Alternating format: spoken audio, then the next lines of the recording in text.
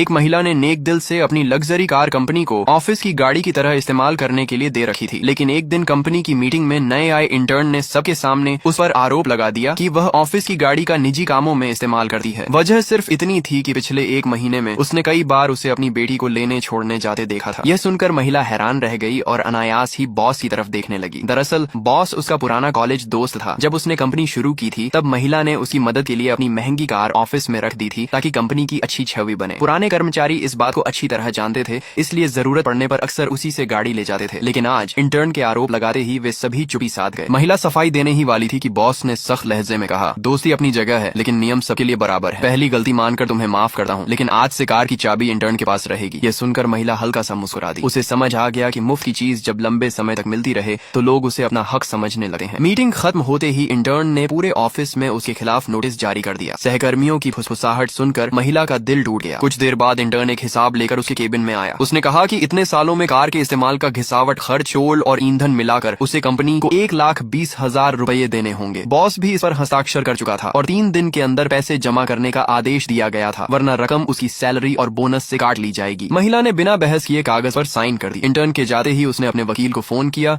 और कहा कि अब वसूली की तैयारी की जाए। फिर उसने दराज से एक पुराना रेंट एग्रीमेंट निकाला। सालों पहले बॉस ने दिखावे के लिए खुद यह एग्रीमेंट बनवाया था, लेकिन दोस्ती की वजह से उसने कभी किराया नहीं मांगा। अब जब सामने वाला हर बात नियमों के हिसाब से करना चाहता था तो उसने भी पूरा हिसाब बराबर करने का फैसला कर लिया। शाम को जब वह पार्किंग पहुंची तो देखा कि इंटर्न कुछ लोगों के साथ उसकी कार से सामान बाहर फेंक रहा है। महंगे इंपोर्टेड सीट कवर और उसकी बेटी का हाथ से बनाया हुआ प्यारा सा हैंगिंग भी कूड़े की तरह बाहर फेंक दिया गया था। इसके बाद वह कार में बैठा, एक फोटो खींची और सोशल मीडिया पर लिख दिया, मेहनत करने वालों की किस्मत हमेशा साथ देती है। इंटर्न के जाने के तुरंत बाद HR मैनेजर का फोन आया। बताया गया कि उसके व्यवहार से कंपनी की छवि खराब हुई है, इसलिए उसे फिलहाल काम से निलंबित किया जाता है। इंटर्न की नई पोस्ट देखकर महिला हंस पड़ी। उसे यकीन नहीं हो रहा था कि पुराना दोस्त सिर्फ इस कार पर कब्जा करने के लिए इतनी नीचे गिर जाएगा। अगली सुबह जब वह ऑफिस पहुंची तो देखा कि उसके केबिन पर भी इंटर्न ने कब्जा कर लिया है। वह घमंड से बोला, आज कंपनी के बड़े क्लाइंट मिस्टर वर्मा आने वाले हैं। बॉस ने कहा है कि तुम मुझे सारे प्रोजेक्ट की जानकारी दे दो। उसके बाद मैं कार सर्विस के लिए 4S सेंटर ले जाऊंगा और फिर बॉस के साथ क्लाइंट को रिसीव करूंगा। महिला ने बस हल्की सी मुस्कान दी। वह सीधे 4S सर्विस सेंटर पहुंची और मैनेजर से कहा, थोड़ी देर में मेरी कार यहाँ आएगी। जैसे ही कार अंदर आए तुरंत लॉक कर देना। मेरी इजाजत के बिना कोई भी उसे बाहर नहीं ले जाएगा। मैनेजर ने तुरंत हामी भर दी। इसके बाद वह टैक्सी से ऑफिस लौटने लगी, लेकिन जैसे ही वह ऑफिस के नीचे पहुंची उसने देखा कि उसकी कार पार्किंग से बाहर निकल चुकी थी।